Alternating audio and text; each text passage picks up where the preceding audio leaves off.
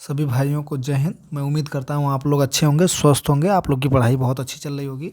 हम देखेंगे हिंदी का प्रैक्टिस सेट नंबर 32। अब तक 31 प्रैक्टिस सेट नंबर हो गया है। आप लोग इसको 2-2 3-3 बार वीडियो को देखिए और प्रैक्टिस करिए। मैं टेलीग्राम में सारे PDF अपलोड कर दूंगा। अपलोड हो भी रहे हैं, कुछ हो भी गए हैं, ठीक है। तो देखते हैं क्वेश्चन नंबर 1। जिसका कोई शत्रु पैदा ना हो, इस वाक्यांश के लिए सही शब्द कौन सा होगा? जात शत्रु, अजात शत्रु, उद्धतु, डी आजन्म शत्रु। जिसका कोई शत्रु ना हो उसका भी हो जाएगा अजात शत्रु, ठीक है। जिसका कोई शत्रु पैदा ना हुआ हो, अजात शत्रु हो जाएगा, ठीक। जो बहुत जानता हो, बहुग्रह, जो आगे की बात सोचता हो, अग्र सोची, ठीक है। जो आगे की बात सोचता हो उसे अग्र सोची कहते हैं। क्वेश्चन नंबर हम 2 देखते हैं। क्या आप तैरना जानते हैं? इस वाक्य यह किस प्रकार का वाक्य है? ऑप्शन ए प्रश्नवाचक वाक्य है, बी संकेतवाचक वाक्य है, सी विधानवाचक वाक्य है, डी निषेधवाचक वाक्य। क्या आप तैरना जानते हैं? प्रश्नवाचक वाक्य है। सही वर्तनी वाला शब्द कौन सा होगा? अध्यापन होगा, अध्यापन होगा, अध्यापन होगा, अध्यापन होगा, ठीक है। सही वर्तनी वाला अध्यापन, डी सही है, ठीक। सही वर्तनी वाला कौन सा वाक्य है? दवानल है, दावानल है, दाबानल है, धाबानल है। इसका बी सही हो जाएगा, दावानल है। दावानल वर्तनी की दृष्टि से सबसे शुद्ध वाक्य है, ठीक है। दावानल जंगल में लगने वाली आग को कहा जाता है। दावानल जंगल में लगने वाली आग को कहा जाता है, ठीक। क्वेश्चन नंबर 5 देखते हैं। इनमें से कौन सा वाक्य शुद्ध है? मेरे यहाँ कोई काम नहीं है, ठीक। तुम्हें हम सब नहीं समझा सकूंगी, तुम्हें हम सब नहीं समझा सकूंगी।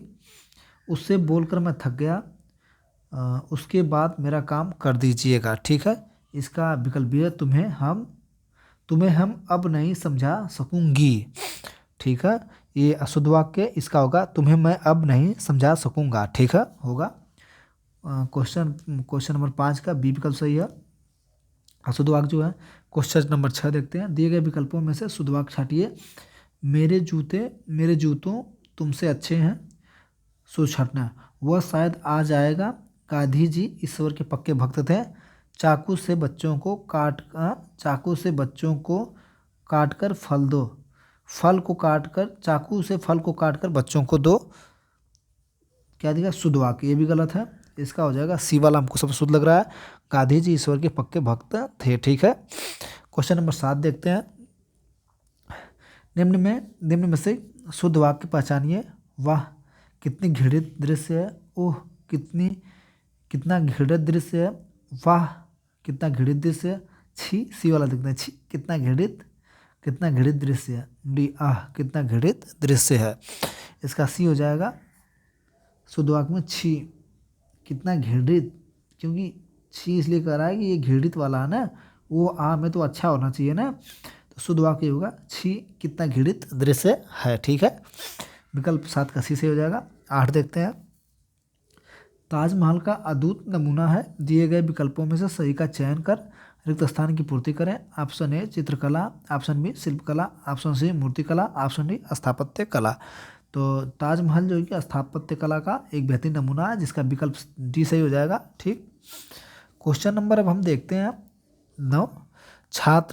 छात्र पढ़ते होंगे, इस वाक्य में क्रिया किस काल का बोध करा रही है? ऑप्शन ए अपूर्व भूत, ऑप्शन बी अपूर्व वर्तमान, ऑप्शन सी संदिग्ध वर्तमान, ऑप्शन डी संदिग्ध भूत। छात्र पढ़ते होंगे, इसका विकल्प सी से हो जाएगा। ये पढ़ते होंगे यानी संदिग्ध है, संदिग्ध का बोध करा रही है, छात्र पढ़ते होंगे, ठीक। इसका विकल्प सी से हो जाएगा, संदिग्ध वर्तमान काल। क्वेश्चन नंबर 10 देखते हैं। मैं खाता हूँ कर्मवाच्य रूप होगा। मुझसे खाया जाता था, मेरे से खाया जाता है, मुझसे खाया नहीं जाता, डी मुझसे खाया जाता है। तो डी का 10 का डी से हो जाएगा। कर्मवाची जो होगा मैं खाता हूँ, इसका हो जाएगा मुझसे खाया जाता है, ठीक है। मैं खाता हूँ का कर्मवाच्य मुझसे खाया जाता होगा। जिस वाक्य में कर्म की प्रधानता का बोध हो उसे कर्मवाच्य रूप होता है या कर्मवाच्य कहते हैं, ठीक। 11 देखते हैं। आनंद घर आया, थोड़ी देर रुका और चला गया। इस वाक्य में उचित विराम चिन्ह कौन सा होगा? आनंद आया, थोड़ी देर और चला गया, इसमें अल्प विराम होगा, ठीक है।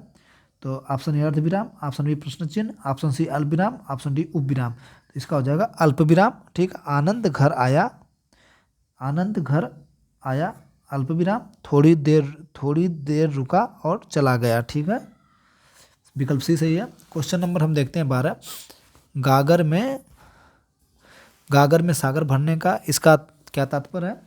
मटके में पानी भरना, मटके के अंदर सागर का पानी भरना, सीमित परिवेश में असीमित ज्ञान देना, पूरे सागर के पानी से भरा हुआ मटका। इसका विकल्प सी से हो जाएगा। गागर में सागर भरना, सीमित परिवेश में असीमित ज्ञान देना। ठीक, क्वेश्चन नंबर 13 देखते हैं। तिलांजलि देना इस मुहावरे का अर्थ निम्नलिखित में से कौन सा विकल्प सही है? ऑप्शन ए मार देना, ऑप्शन बी जला देना, ऑप्शन सी त्याग देना, ऑप्शन डी नाश कर देना। इसका सी सही होगा त्याग देना। तिलांजलि देना, त्याग देना मुहावरे का अर्थ है त्याग देना। ठीक, जैसे मोहन ने अपने दुर्व्यवहार की तिलांजलि दे दी। ठीक है, तिलांजलि दे दी। ठीक है, क्वेश्चन नंबर हम 14 देखते हैं। खटाई में पड़ना मुहावरे क्या है? पछतावा होना, बी निर्णय न होना, सी बहुत कष्ट होना, डी क्या है? नुकसान होना। इसका विकल्प सही हो जाएगा बी निर्णय न होना। खटाई में पड़ना यानी सोच में पड़ जाना। ठीक है, निर्णय होना पछतावे होना, हाथ मिलाने का हो जाता है, मुहावरा प्रयुक्त किया जा सकता है हाथ मिलाना। ठीक है, खटाई पड़ना मुहावरे का अर्थ होता है निर्णय न होना यानी पछतावा होना, वाक्य के लिए हाथ मिलाना मुहावरा प्रयुक्त किया जा सकता है। ठीक है, अनुचित लोकोक्ति का चयन कीजिए। अधजल गगरी पलटत जाए, आगे कुआं पीछे खाएं, बराबर हर तरफ हानि की आशंका, अपनी पगड़ी अपने हाथ, अपनी इज्जत स्वयं बचाना, ऊंची दुकान फीका पकवान, बाहर ढकोसला भीतर कुछ नहीं। इसका हो जाएगा ये अनुचित, सबका सही है मिला हुआ अनुचित है ये। अधजल गगरी छलकत, अधगर जल्दी छल पलटत जाए। ठीक, क्वेश्चन नंबर 16 देखते हैं।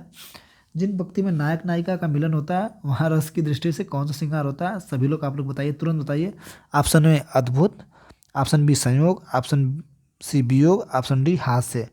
वियोग में आपका हो जाएगा हे खग मृग हे मधुकर सेनी, तूने देखी सीता मृग ने नहीं, यहाँ पर वियोग श्रृंगार होगा। लेकिन यहाँ पर क्या होगा? यहाँ पर संयोग होगा। जब नायक और नायिका का मिलन होता है तो संयोग श्रृंगार होता है। ठीक है, इसका विकल्प बी से हो जाएगा, संयोग श्रृंगार होगा। जिस पंक्ति में नायक नायिका का मिलन होता है वहाँ रस की दृष्टि से संयोग श्रृंगार होता है। बतरस लालच लाल की मुरली धरी लुकाए, सोहे कहें भहुन हंसे, दैन कहें नटी जाए। ठीक है, श्रृंगार रस के दो भेद होते हैं, संयोग श्रृंगार वियोग श्रृंगार। ठीक है, क्वेश्चन नंबर हम 17 देखते हैं। दामिनी दमन र न घन माही, खल के प्रीति जथा थिर नाही। इस पंक्ति में कौन सा छंद है? सवया छंद है, दोहा छंद, चौपाई छंद है, सोरठा छंद है। तो इसमें जो है कि चौपाई छंद है। चौपाई में मात्राएं जो है कि 16 होती हैं, 16 होती हैं। ठीक, चौपाई छंद है, प्रत्येक चरण में 16 मात्राएं होती हैं, अंत में 2 गुरु वर्ड होते हैं। यह एक मात्रिक छंद है। ठीक, क्वेश्चन नंबर 18 देखते हैं। सारंग लय सारंग चली, सारंग लय सारंग चली, कई सारंग की ओट, सारंग झीनो पाई के, सारंग कई गई चोट। कौन सा अलंकार है? यमक अलंकार, उत्प्रेक्षा अलंकार, श्लेष अलंकार, रूपक अलंकार। तो यमक अलंकार होगा जहाँ कोई शब्द 2 या 2 से अधिक बार आए तथा हर बार उसके अर्थ भिन्न पाए जाते हैं, वहाँ यमक अलंकार होता है। ठीक, क्वेश्चन नंबर 19 देखते हैं। वे तुम सम तुम उन सम स्वामी में अलंकार का कौन सा रूप है? ऑप्शन ए उपमा अलंकार है, ऑप्शन बी रूपक अलंकार है, ऑप्शन सी भ्रांतिमान है, ऑप्शन डी संध्या अलंकार है। तो इसका ए हो जाएगा उपमा अलंकार है। ठीक है, इसमें समानतावादक शब्द का प्रयोग किया गया है, इसलिए क्वेश्चन नंबर 19 में इसमें समानतावाचक शब्द का प्रयोग किया गया है, इसलिए समानतावाचक शब्द उपमा अलंकार होता है।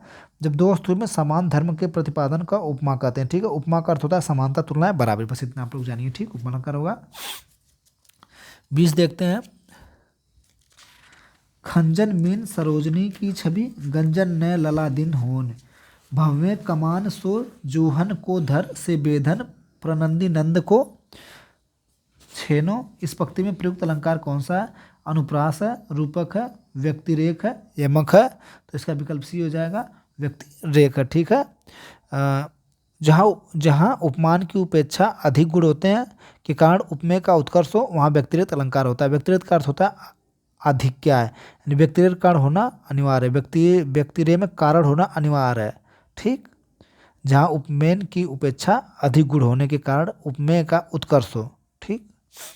क्वेश्चन नंबर देखते हैं 21। रामचंद्र शुक्ल ने हिंदी साहित्य का प्रथम महाकाव्य इनमें से किसे माना जाता है? रामचंद्र शुक्ल ने हिंदी साहित्य का प्रथम महाकाव्य इनमें से किससे माना जाता है? ऑप्शन ए पृथ्वीराज विजय से, ऑप्शन बी पृथ्वीराज रासो से, ऑप्शन सी रामचरितमानस से, ऑप्शन डी विशलदेव रासो से। इसका बी सही हो जाएगा पृथ्वीराज रासो से। ठीक है। आचार्य रामचंद्र शुक्ल को हिंदी साहित्य का प्रथम महाकाव्य पृथ्वीराज रासो को हिंदी भाषा में लिखा गया प्रथम महाकाव्य। इसमें चौहान वंश के शासक पृथ्वीराज चौहान के जीवन का वर्णन किया गया। इसके रचयिता चंद्र बरदाई थे, पिछले सेट में हम करवाए थे, बताए भी थे। ठीक है। क्वेश्चन नंबर देखते हैं।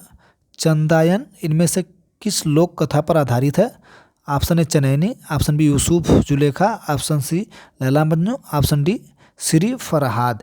इसका ये हो जाएगा चनैनी। ठीक है। क्वेश्चन नंबर 22 का ए विकल्प सही। सितारे हिंद किस लेखक का उपनाम था?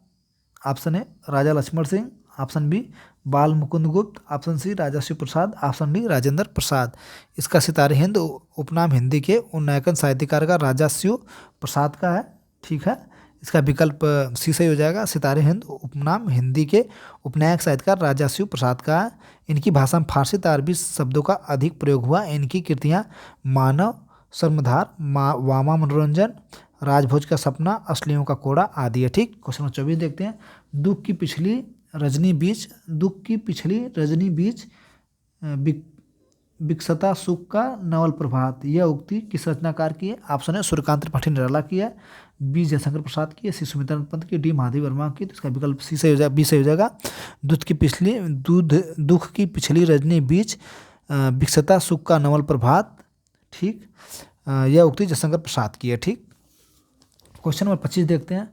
फिर भी कुछ रह गया कृति के रचनाकार कौन है? फिर भी कुछ रह गया कृति के रचनाकार Vishwanath, option A Naresh Mata, option B Vishwanath Tiwari, option C Ramchandra Shah, option D Manglesh Dabral. इसका बी विकल्प विश्वनाथ तिवारी है। हिना फिल्म किस कहानी पर आधारित है? मलबे का मालिक, बी दुविधा, सी लौटा मुसाफिर, डी मुसाफिर। तो हिना फिल्म का सबसे मलबे का मालिक पर आधारित है। ठीक। मलबे का मालिक विकल्प सही हो जाएगा। हिना के लेखक मोहन राकेश हैं। ठीक है। क्वेश्चन नंबर 27 देखते हैं। मैं भंगी हूँ आत्मकथा के लेखक कौन है? सूरज पाल चौहान, बी मोहनदास नैमिषारण्य, सी भगवान दास, डी ओम प्रकाश वाल्मीकि। तो इसका आ जाएगा मैं भंगी हूँ आत्मकथा के लेखक भगवान दास हैं। ठीक है। क्वेश्चन नंबर 28 देखते हैं।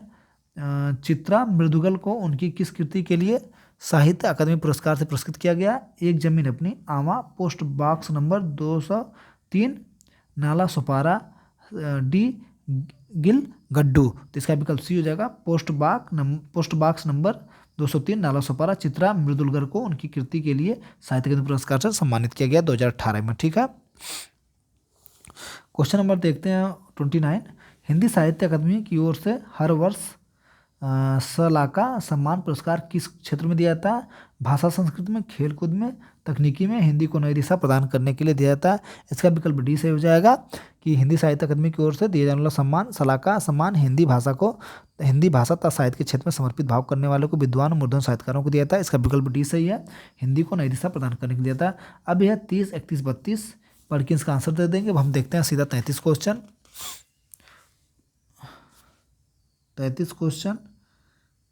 30 31, 32। ठीक। 33 देखते हैं। वे धैर्य और संयम बनाए रखते हैं। इस वाक्य काल पहचानिए। हाँ, सामान्य भूतकाल, अपूर्ण वर्तमान काल, सी सामान्य वर्तमान काल, डी पूर्ण वर्तमान काल। इसका विकल्प सी हो जाएगा।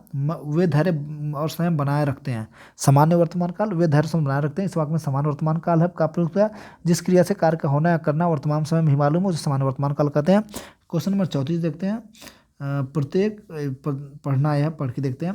रस के मूल भाव को अस्थायी भाव कहते हैं। यह चित्त का अस्थायी मनोविकार है जो विरोधी अथवा अवरोधी, प्रतिकूल अथवा अनुकूल दोनों प्रकार की स्थितियों का आत्मसात कर निरंतरता विराजमान रहता है। प्रत्येक रस के पृथक पृथक अस्थायी भाव होते हैं। विभाव, अनुभाव तथा व्यभिचारी भावों से घिरे अस्थायी भाव की रस दशा को प्राप्त। प्रत्येक रस के भाव कैसे होते हैं? अस्थायी होते हैं, व्यभिचारी होते हैं, अस्थायी होते हैं, अनुभाव होते हैं। तो हो जाएगा प्रत्येक रस के भाव अस्थायी होते हैं। ठीक। क्वेश्चन नंबर 35 देखते हैं। अस्थायी भाव का लगातार स्थान की पूर्ति करें। चित्त की अस्थायी मनोविकार, प्रतिकूल तथा अनुकूल स्थितियाँ, रस का मूल भाव, डी विरोधी अवरोधी दशा। अस्थाई भाव क्या कहलाता है? अस्थाई भाव कहलाएगा रस का मूल भाव को अस्थाई भाव कहा जाता है। ठीक है। अपभ्रंश भाषा किस परिवार की भाषा है? आर्य, सेमेटिक, आर्य, द्रविड़। अपभ्रंश जो है कि अपभ्रंश भाषा आधुनिक आर्य परिवार की भाषा है। ठीक है। इसका विकल्प ऐसे हो जाएगा। अपभ्रंश भाषा का विकास, अपभ्रंश भाषा में 500 ईस्वी से लेकर के 1000 ईस्वी तक माना जाता है। अपभ्रंश भाषा से हिंदी का विकास हुआ, अतः हिंदी की जननी अपभ्रंश है। हिंदी की जननी अपभ्रंश है।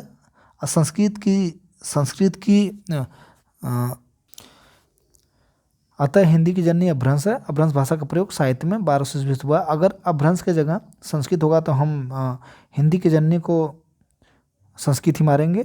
ठीक है। क्वेश्चन नंबर 36 का ये विकल्प सही होगा। अपभ्रंश शब्द भाषा किस परिवार की भाषा? आर्य भाषा। ठीक है। 37 देखते हैं। देवनागरी लिपि में किए गए सुधारों में पंचमाक्षर के बदले अनुस्वर के लिए प्रयोग हुआ। प्रयोग का सुझाव इनमें से किसने दिया था? श्याम सुंदर दास ने, बी काशी नगरी प्रचारित सभा ने, सी सावरकर बंधुओं ने, डी बाल गंगाधर तिलक ने। इसका ये हो जाएगा श्याम सुंदर। देवनागरी लिपि में करे सुधारों में पंचमाक्षर के बदले अनुस्वार के प्रयोग का सुझाव श्याम सुंदर दास ने दिया था।